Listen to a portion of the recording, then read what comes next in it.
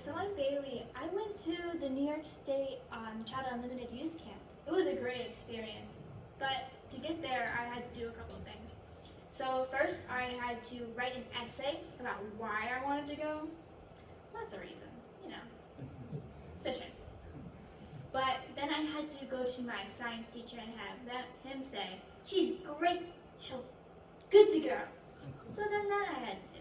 And then I had to submit it in, and they picked 15 people, 15 teens, to go and participate. So and I got picked. Yay! So,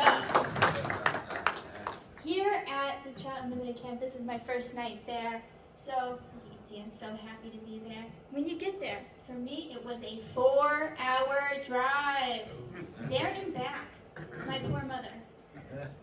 So when I got there, they gave us a few of equipment. They gave me a pair of waders, a pair of shoes, and I was seated, and they told me what I'd be doing for the rest of the week. I'd be tying flies, going buddy fishing, doing a lot of things. So here's some of the rooms. The room I was in, there was 2 beds, and I was roomed with a girl named Haley. Reminder, my name is Bailey. That was a little confusing most of the time.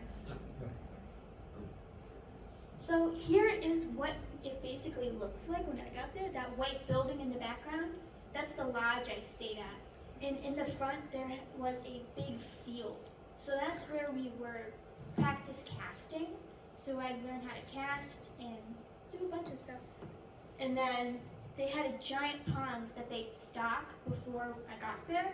So then during the week I was able to fish in that pond and do a little practice fishing. Here's me fishing. I'm so happy. Where is this trout camp at?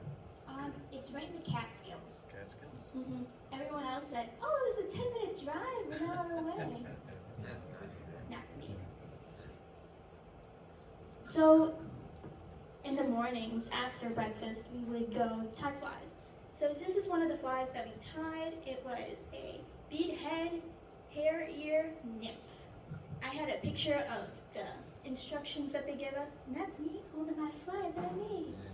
So in that room, they had a giant room set up, and it had a bunch of stands set up, and we would all tie at the same time while the presenter was informing us of how to tie it, what materials that we needed, and all the basics.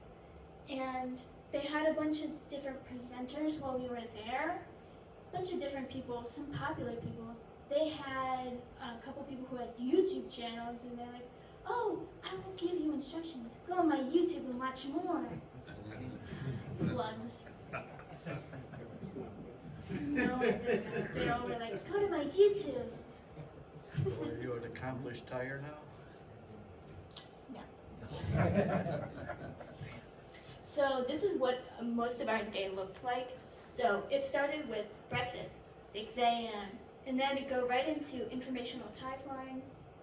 And then we'd go into, they'd instruct us on how to use the fly on the waters. So I didn't do any of the fishing, they just showed us how to use it and where to use it and what's most effective to use it with.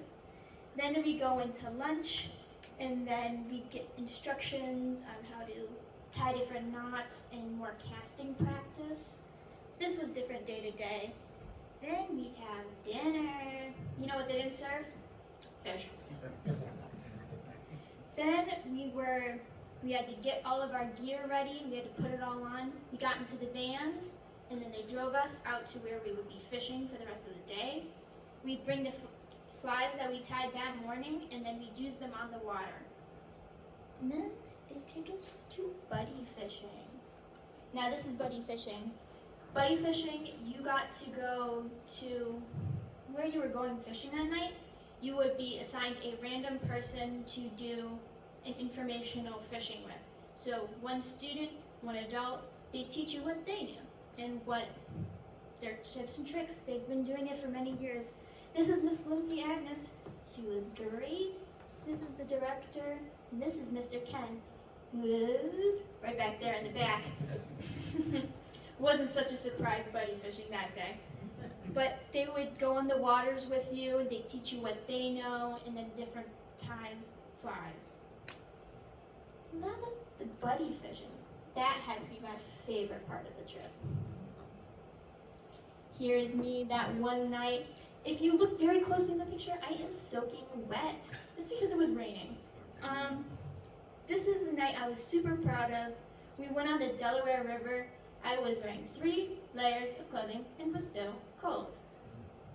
And I caught a nice brown trout. It was a really baby brown trout. But I was one of 2 people that night, and it was one of the last nights to go fishing to catch a fish. Very proud of myself. Now, at Hale Eddy was one of the places that they showed us instruction of the flies that we tied that morning. We would go onto the water and cast out and catch them. He would show us how to catch a fish. I think he did, while instructing us. And then in this other picture, it was the first night. It was a different pond, and we'd all go in there, and this was the first time most people were actually fly fishing. Here's me with a nice bluegill. Now, then they started giving people nicknames, and I was known as Bailey the Bluegill Slayer, because I caught like 20. Now, this is electroshocking. They would go through the water with electric rods, and it would shock the fish, and we put them in buckets. And then on the second picture, we would weigh them, we would scale them, we descale them to see how healthy they were, and then we'd classify which types of fish they were, and how healthy the water was based off of the ratio of each fish. So it wasn't about shocking the fish to catch them, it was just, getting them. And now finally, this is one I really liked where we were fishing. It was so gorgeous. Every place we went, even if it wasn't for the fishing, it had great views. And while you were in that water, it was the best. It was so free, you could do what you wanted. It was really the blessing of the night with the buddy fishing. And each night would end like this, and it'd be great. Well, thank you so much. This is my presentation. I'm glad you guys sat here and listened to it.